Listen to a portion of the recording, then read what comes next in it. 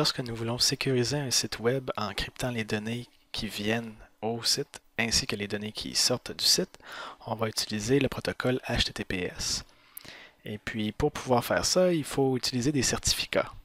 Si on utilise un certificat qui est signé par nous-mêmes, en ce temps-là, il n'y a pas de garantie pour la personne qui va sur un site, comme quoi que c'est vraiment la bonne personne qui est là, parce qu'il n'y a personne qui l'a confirmé.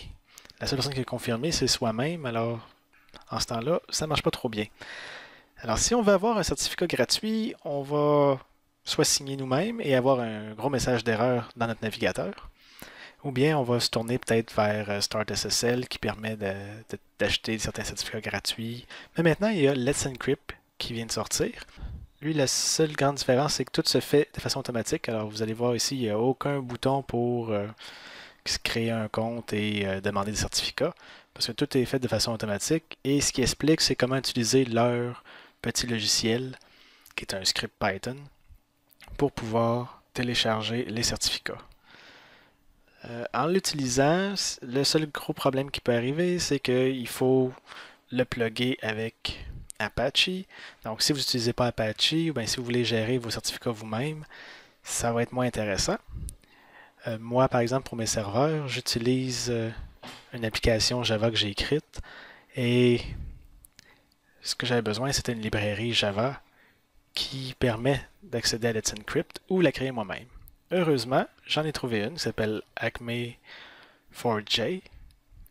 Et puis, comme vous pouvez voir, c'est la page d'accueil et on a toute la documentation qui est très claire sur le site. Mais en plus, il fournit aussi un exemple. Son exemple, c'est en Java. Alors, on a Fetch Certificate, ça c'est le point d'entrée avec la liste des domaines qu'on veut valider. Maintenant, la validation se fait toujours de façon programmatique. Alors, la première étape, c'est d'abord de se créer un compte sur Let's Encrypt. Pour ce faire, on crée une paire de clés, donc une clé privée et une clé publique, et on va envoyer la clé publique au serveur. Donc ici, on crée un compte avec la paire de clés, et puis là, on se crée un client et on l'enregistre. Donc on l'enregistre en disant voici le compte. Et ensuite, une fois que le compte vient d'être créé, on va voir un URL pour les termes du service. Et puis là, il faut confirmer qu'on les a vus. Alors en ce temps-là, il y a justement le Accept Agreement ici. Ici, ça c'est la partie visuelle. Et ensuite, il va dire modifie mon enregistrement pour mon compte.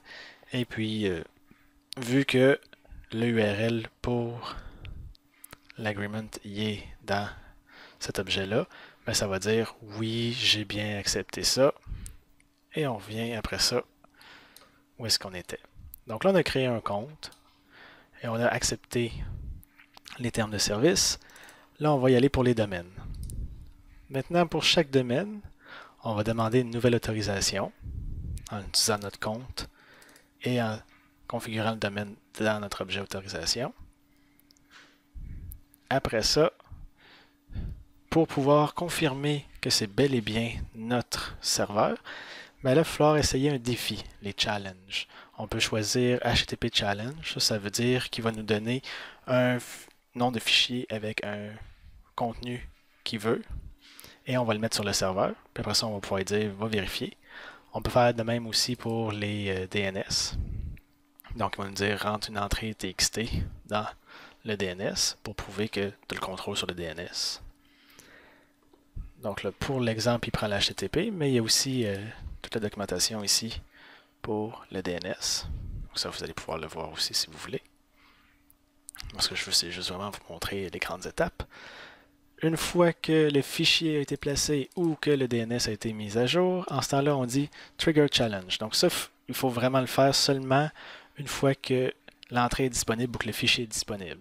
Si vous le faites avant que ce soit disponible, en ce temps-là, votre test va rater. Puis vous allez devoir recommencer. Là, après avoir lancé le challenge, il faut mettre à jour le challenge. Puis là, il va vous dire est-ce que c'est valide ou invalide ou encore en attente. Alors, c'est pour ça qu'il y a une loop pour réessayer à chaque 3 secondes pendant 10 fois maximum. Là, on va dire que ça a été valide. Alors, on continue. Maintenant, ce qu'il faut, c'est créer une paire de clés pour le serveur lui-même, pour la clé. Par exemple, quand vous êtes sur Apache, vous allez devoir configurer la clé privée qui encrypte tous les messages et qui possède le certificat. Alors, ici, ça dit si le fichier existe, on le lit, puis sinon, on va le créer. Ensuite, on n'envoie pas la clé, ni la clé publique, ni la clé privée au serveur. Let's Encrypt. Ce qu'on fait à la place, c'est créer une requête de certificat. On dit voici les domaines qu'on veut avoir dedans. Nous, on signe avec la clé privée, mais en tout cas, c'est la clé publique qui va être rentrée dans la requête. Et ensuite, on envoie ça à Let's Encrypt. Lui, ce qui nous retourne, c'est un URL avec le certificat, si tout s'est bien passé. Et puis, on télécharge le certificat. Ensuite, il suffit de mettre à jour votre configuration d'Apache, Nginx ou n'importe quoi d'autre que vous utilisez pour afficher votre site web.